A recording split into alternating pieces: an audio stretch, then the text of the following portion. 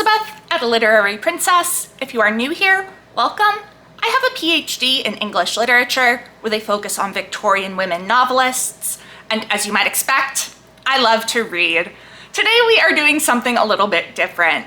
I will be reacting to the trailer for the 2026 film of Wuthering Heights, directed by Emerald Fennell and starring Margot Robbie and Jacob Elordi? Is that how you pronounce it? I don't know. Now, for those of you who might be new here, Wuthering Heights by Emily Bronte is my favorite book ever. It's the reason that I became interested in Victorian literature. Literally, if this book didn't exist, I would not be sitting here talking to you about books, probably. And I definitely would not have gotten a degree in Victorian literature. So this book is very special to me. I hate all the film adaptations. Or actually, I think the 2009 miniseries is okay, and the 1992 movie, I want to say, with Ralph Fiennes and Juliette Binoche is not bad either. But I do have massive problems with literally every adaptation. So I wasn't very excited when I heard there was a new one because I was like, oh, it's gonna be bad. But you know what?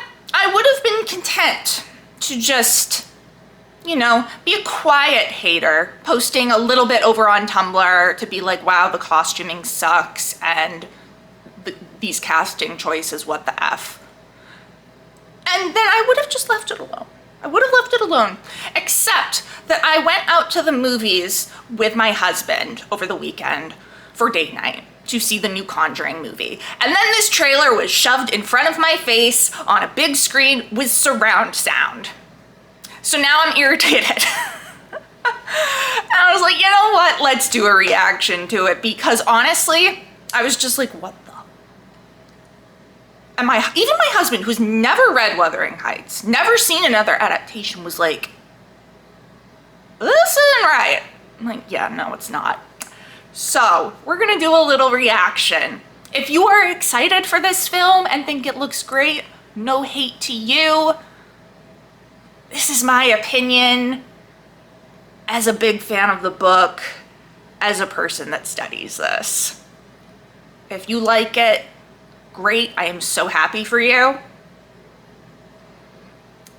If you don't want to hear bad things about it, you should probably not stay here.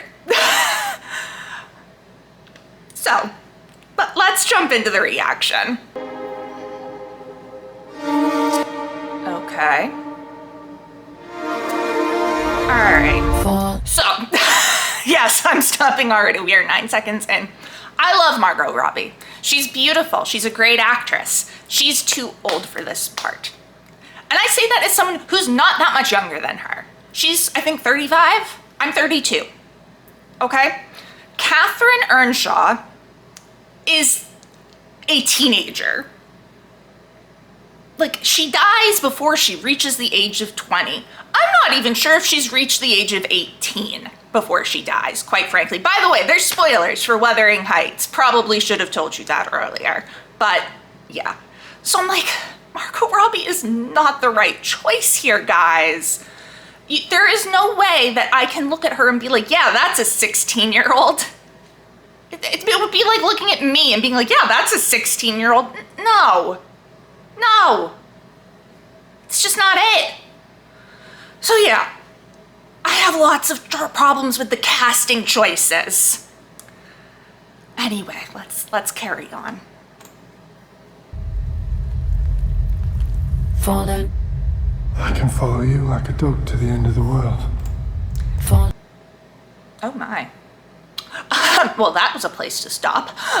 Anyway, yeah, I've got problems with Jacob Elordi as Heathcliff too, because, and most adaptations get this wrong. To be perfectly fair, literally all except one adaptation in the entire history of them making adaptations of Wuthering Heights has screwed this up. Heathcliff's not white. He is racially ambiguous, but the one thing everyone can agree on is that he's not white. So the 2011 film cast a man of color, which was I was like, great, I didn't like that film either, but that was a choice I agreed with. I was like, yes, maybe we're finally moving away from whitewashing Heathcliff. No, okay. All right.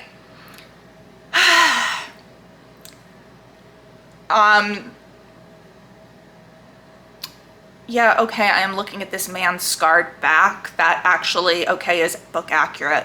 But yeah. Okay. Wait,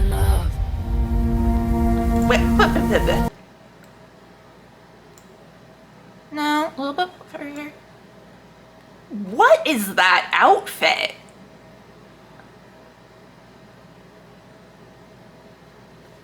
What is that? It looks like a Ren Fair costume.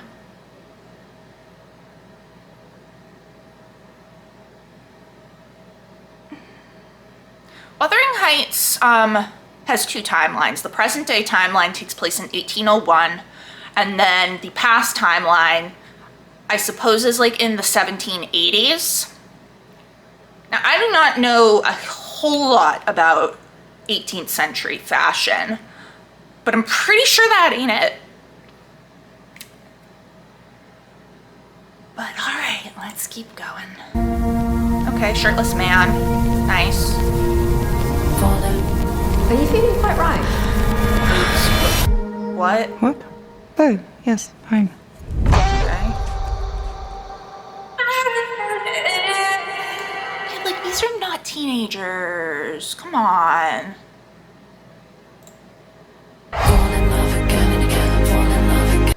Valentine's Day. Really? Also, what is this dress? The costumer does not know what time period they're trying to go for. So this looks like it's trying to be more of an 1830s, 1840s style, which is when Wuthering Heights was published, 1847. And when I say it's trying to be, I say that very lightly, as in vaguely the somewhat right silhouette and large sleeves, because really this is just a pretty modern look.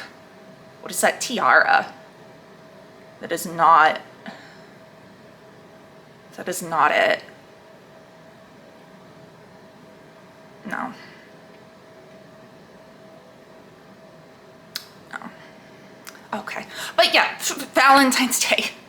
Guys. So, another big problem with adaptations of Wuthering Heights is they romanticize it. This is not a romance, small r. It's a romance, capital R, as in the Romantic era, sublime, being found in nature, and we're all slightly crazy, and Lord Byron is tagging around. That type of romantic, yes. Romantic, like, love story? No. Now, some people say, well, it is a love story, and yes. The love story between Catherine and Heathcliff is a very big part of this.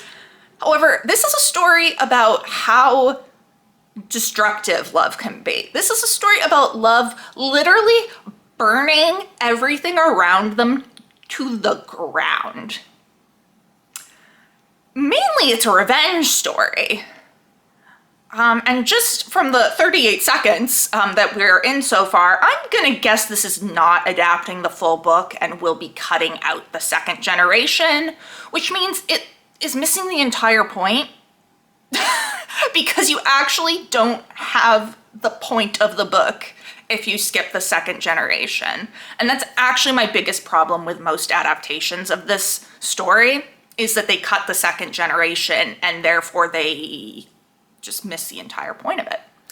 And they turn it into a romance between these two really horrible people who they usually have to water down to make them even remotely acceptable to the viewers.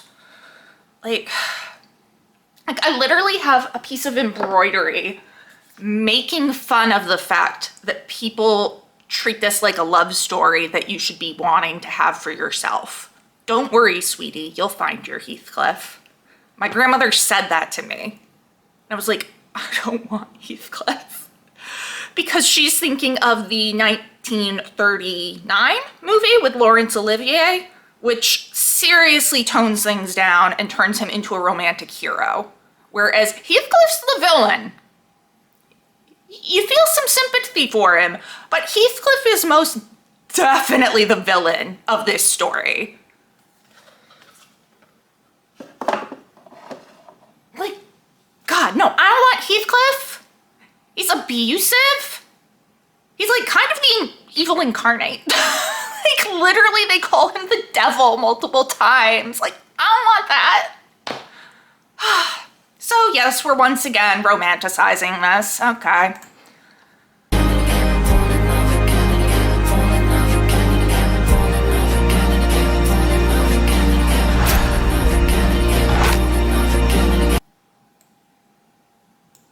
More bad costuming. Where is your chemise? You would never put a corset on bare skin.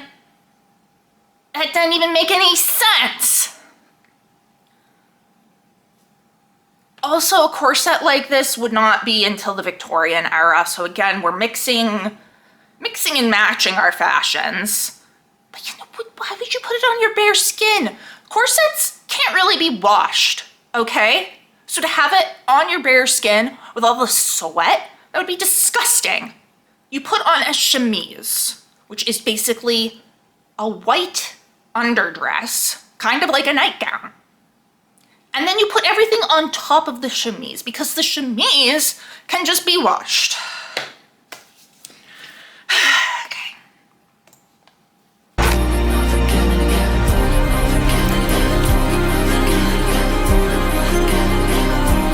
Whoa, what was that?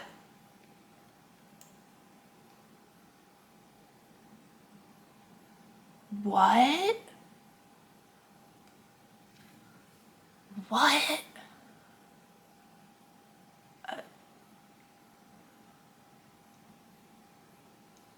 What?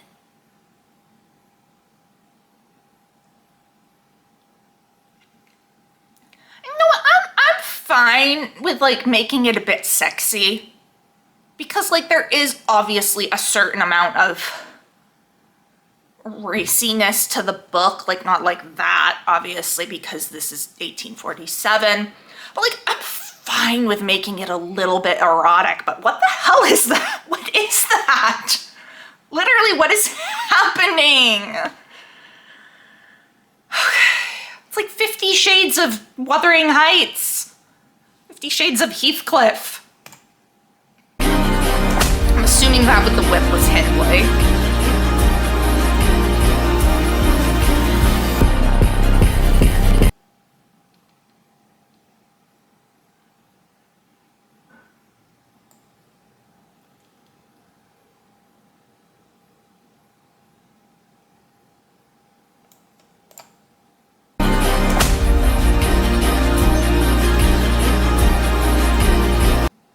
That literally just looks like it's been stolen from Crimson Peak.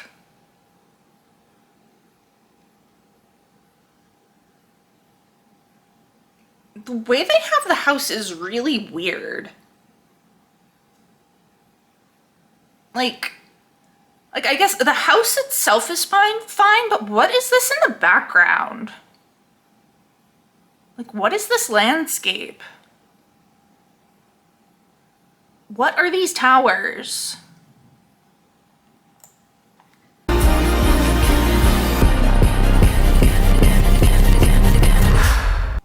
What was that?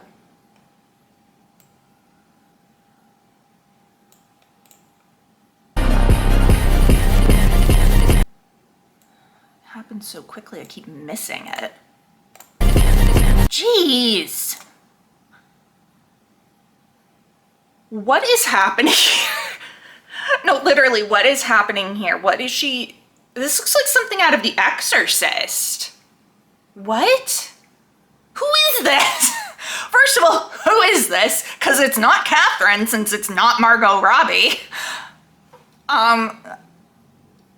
So the only other two people it could be is Isabella Linton or young Catherine if we are doing the second generation, because yes, they're both named Catherine. It's very confusing. But this does not make sense for either character.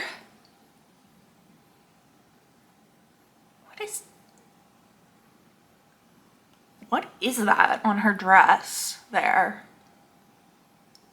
It like almost looks like it's a chain hanging. I don't know, she looks possessed. Like honestly, if it had been Catherine, it would have made more sense because she does come as a ghost. So like, okay, I could have been okay with that being kind of exorcist-y, creepy. Like actually, I would have been totally on board with that. But I don't know who this is. Who is this?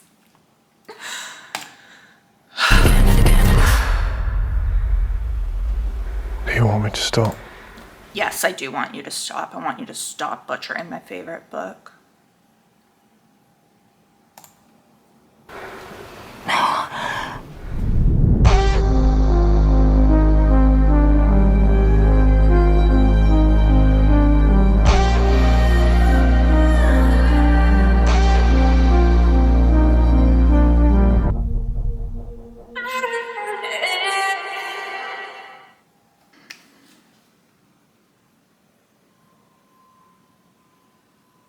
I don't even know what to say about that.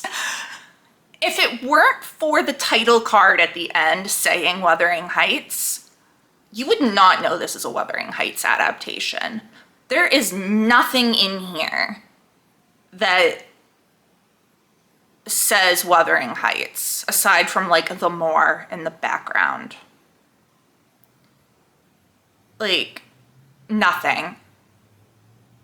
I did not see a single, well, I won't say I didn't see a single thing that was book accurate, because Hindley with the whip actually is book accurate because he does beat Heathcliff pretty badly when they are younger. But other than that, yeah, I saw very little that said Wuthering Heights to me about this. Mostly it seemed like 50 Shades of Grey. So, okay. Still don't know who that possessed looking girl was. I'm like almost like, oh, maybe I should see the movie so I can find out, but I don't want to watch it. I don't want to watch it. Like, it looks bad. It doesn't look good. But I want to know who the heck that is and what she is doing. Why is she on the floor? Why is she acting possessed? It's not Catherine because it's not Margot Robbie. So I don't understand who it could be because that's the only person I could see even remotely acting like that. Either as a ghost or when Catherine is about to die, she's kind of absolutely losing her mind and imagining things that aren't there and ripping apart pillows and throwing windows open. So like, yeah, that could be that, but it's not Margot Robbie, so it's not her. So who is it? Who is it? Emerald Fennel. I have so many questions. And I don't think you have adequate answers for me. Yeah. So yeah, I don't like this trailer.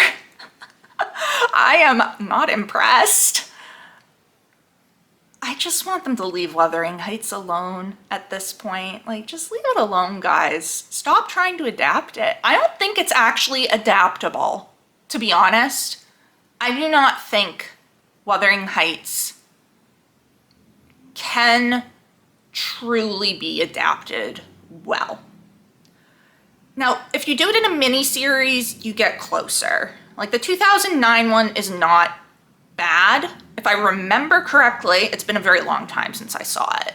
But if I remember correctly, my main issues was the costuming in that one. It was one of my issues in this one, too. Anyway. So a mini-series, you can kind of get there, but because Wuthering Heights is told through so many different narrators, like we've got narration within narration within narration, it makes it very difficult to adapt it and get the same feeling. Now, I also am not somebody who thinks that it needs to be absolutely book accurate to be a good adaptation. Like, I that's not something I believe. However, to be a good adaptation, I do believe it needs to be sticking to the spirit of the original story and, like, following the major beats of the story. Like, I don't know, and that's the problem with cutting out the second half of the book when you're adapting it, is that you're cutting out literally half of the major beats, including the resolution. So,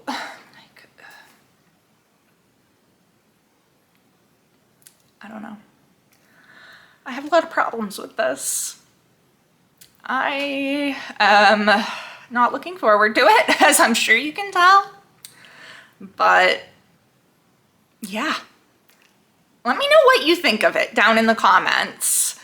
If you're a fan of the book, do you think this seems like a good adaptation of it? If you've never read the book, what does this trailer make you think this is going to be? Are you a huge fan of the book and you're like, yeah, I think this actually looks like it's gonna be great. Please tell me why too, like, because I can't see it. And again, no hate to those of you who think this looks great. I just don't. So yeah, let me know down in the comments. If you enjoyed this video, please don't forget to give it a thumbs up and subscribe to see more of my bookish content. It has been great chatting with you. I will see you soon. Bye.